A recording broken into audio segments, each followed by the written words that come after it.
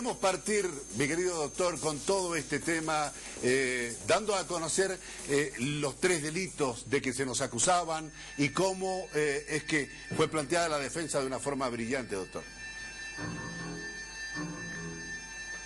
Querido don Juan, yo me siento muy halagado de que hubiese acudido a mis servicios profesionales en el sentido de que, tomando en cuenta la data de la denuncia de este proceso, estamos creo a un mes de cumplir 4 años, y hacía alusión, me acuerdo cuando fundamentábamos la defensa de Juan Pastén en Cobija, decíamos que este proceso me traía un poco a la memoria el síndrome de la mujer violada, ¿verdad?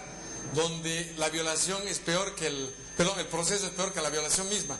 La violación que hubieron a los derechos fundamentales del señor Juan Pastén en este proceso son innumerables, desde racismo, discriminación, injurias, agresión, uso indebido de la fuerza, ejecución de un mandamiento indebidamente. Realmente todo esto ha concluido, gracias a Dios, cuando la semana anterior decidimos, como quien dice, llegar al final en este proceso, en el cual nosotros hicimos notar de que se había abierto un proceso por 3 delitos, que eran calumnias, injurias y difamación.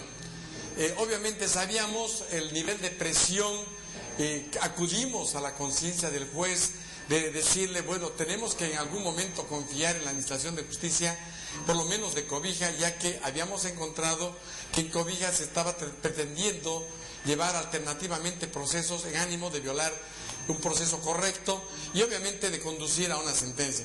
Lo importante es, y esto es hacer notar, que cuando asumimos la defensa, notamos un cambio en la actitud misma de los abogados que actuaban como querellantes. O sea, ya no actuaron con tanta violencia, no fueron tan insultativas, pero lo más interesante es que en pleno momento, cuando empezamos a plantear los incidentes y excepciones para poder ir procediendo a lo que dice el procedimiento penal, la exclusión de la prueba ilegalmente obtenida, la parte querellante desesperadamente pidió una conciliación.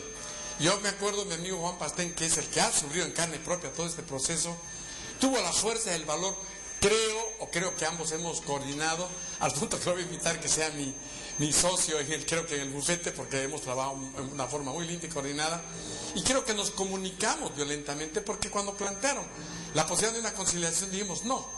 Entonces, al no haber alternabilidad a una conciliación, entramos al juicio. Cuando ya el proceso concluía y se veían prácticamente perdidos, pidieron suspensión extraordinaria del proceso, dando de los pelos el artículo 335 del procedimiento penal, referente a la posibilidad de producir prueba extraordinaria que consideraban que era definitoria en el juicio, y esto implicaba de que el proceso, la ley dice se puede suspender por 10 o 15 días, pero en los hechos iba a ser otro año. Entonces yo rechacé, y creo que en eso logramos que el juez nos atienda y nos dé paso a lo que yo había pedido desde el primer día, lunes, que empezamos el juicio oral, 9 de la mañana, que yo dije, señor juez, este proceso tiene que concluir con una sentencia, aunque sea a las 5 de la mañana.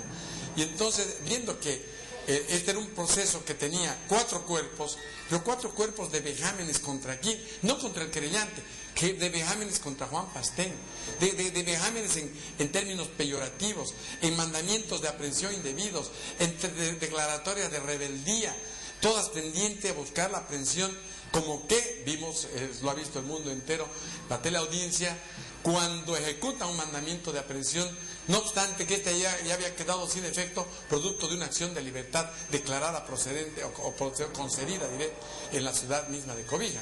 Entonces, nosotros vamos dándonos cuenta de que esto se había convertido en una vía crucis interminable para el señor Juan Pastén. Yo como persona, como ser humano, vi el dolor en su hija, en Fabiolita, le he visto a esa mujer llorar, le he visto a su esposa, a la señora Pimpa, sufrir en carne propia, y no era correcto seguir manteniendo una vía crucis que en los derechos humanos ya está prohibido. No existe ningún tipo de vejamen. Nuestra constitución política del Estado plurinacional boliviano, dentro de los principales derechos que protege, está el derecho a la vida, el derecho a la libertad, derechos que estaban siendo constantemente conculcados, constantemente manoseados con procedimientos fraudulentos de una chicana totalmente carente de toda objetividad jurídica. Entonces nosotros notábamos que, como decía, vuelvo al principio, veíamos que el proceso como el síndrome de la mujer violada, que el proceso se estaba tornando más violento en su estructura procedimental que en la sentencia misma. O sea, don Juan, usted ya recibió una sentencia anticipada, usted ya cumplió una pena de dolor, porque los 4 años que ha pasado eran peor que haber estado recluido en la cárcel. Lo que ha hecho el juez es entender, captar esa angustia, ese dolor, y ha dictado una sentencia que para nosotros es simbólica, porque el tema de sancionar con 2.000 bolivianos una multa prácticamente no tiene sentido. Ya es el sentido de que nosotros vamos a apelar porque no consideramos correcto ni siquiera sancionar. Ahora, en cuanto a los otros delitos, sí estamos habilitados a iniciar nosotros una acción penal por calumnia, porque eso sí es calumnia. Y llevar a una persona a un estrado judicial acusándolo de un delito que no cometió nos habilita automáticamente a una acción recriminatoria. Doctor, acusaban de, vamos a explicarle un poco a la gente el tema de la calumnia, o sea, por injuria, de la calumnia, injuria y difamación. ¿Qué son los 3 delitos? Y contarles a todos nuestros televidentes cuál fue el resultado del juez, ¿no?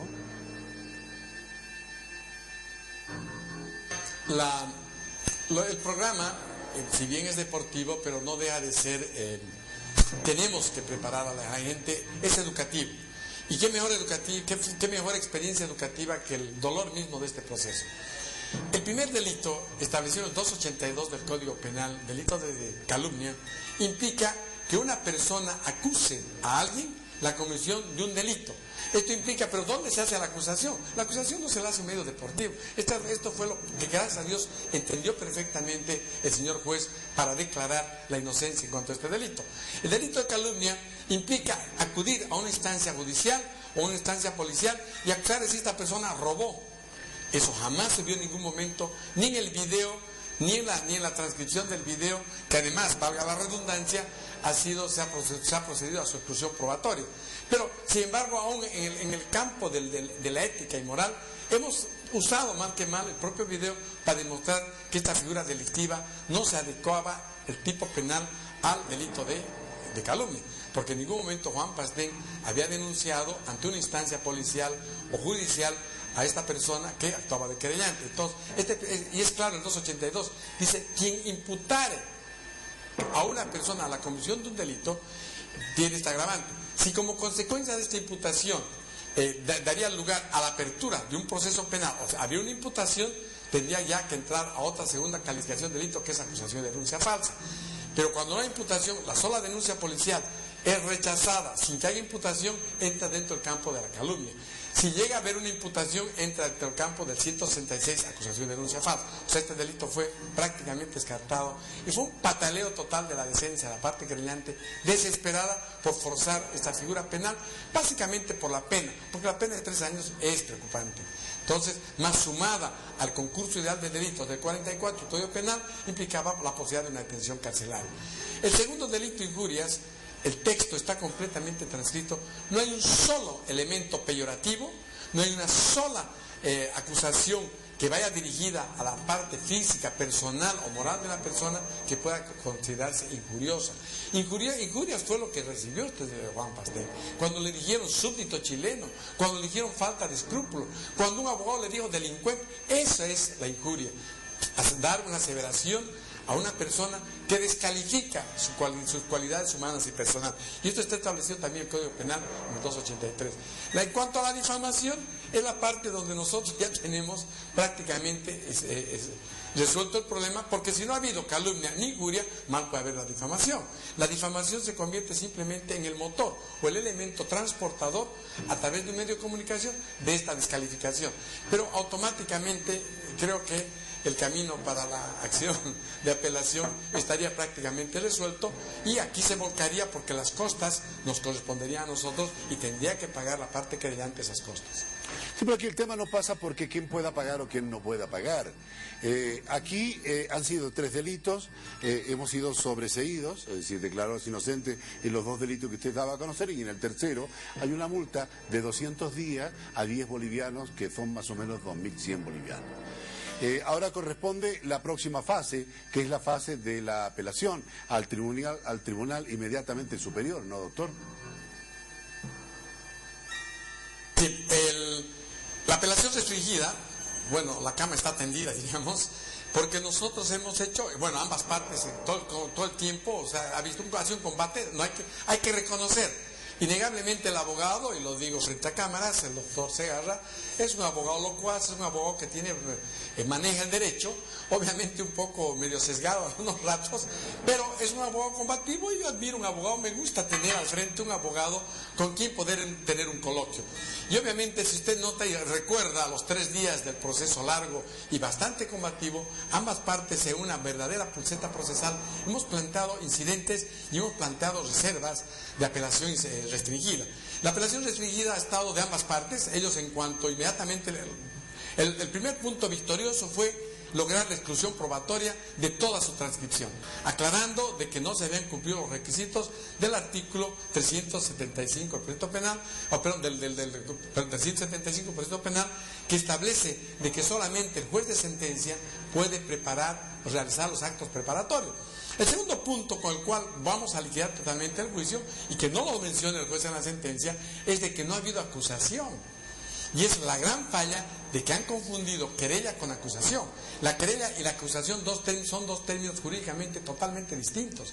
La querella es donde nace el carácter, es la motivación penal donde nace el carácter cívico de la acción, ¿verdad? Con la querella se mueve el aparato del Estado, pero la acusación es la conclusión de la etapa preparatoria del juicio oral, o la etapa preparatoria del juicio público. O sea, después de 6 meses, si el fiscal y la parte querellante considera que han recolectado los elementos de convicción con los cuales van a poder entrar al verdadero combate, que es el juicio oral, que ya lo hemos salido victorioso, recién hacen la acusación. Es por eso que, tomando en cuenta que en los delitos de acción privada se establece una normativa donde simplemente lo que se castra es la etapa preparatoria del juicio oral, porque solamente eso en el juicio oral. Pero el juicio de acción privada se entra directamente a la acusación cuando ya se tienen los actos preparatorios concluidos. Ese tema, por ejemplo, conozco, y debe estar el doctor Segarra viendo, no es culpa de él, lo he hecho en audiencia, más bien admiro cómo han podido sostener un juicio con semejante falta, con semejantes vicios procedimentales, con defectos absolutos, no susceptibles de convalidación, pero no podíamos alargar esta vía crucis, me creo, don Juan, y es por ello que nosotros aún podíamos haber planteado una excepción de falta de acción, podíamos haber pedido una nulidad del proceso y pedir de que acá 4 o 5 meses vuelva al juicio oral. Hubiese sido un mejorar alcance, ¿no? Era preferir, como dice el Camba o Pato Gallareta, y reventar el puchichi, y de ese modo entramos directamente al juicio penal, y el juicio penal pues hemos entrado a una sentencia que es totalmente beneficiosa para nosotros.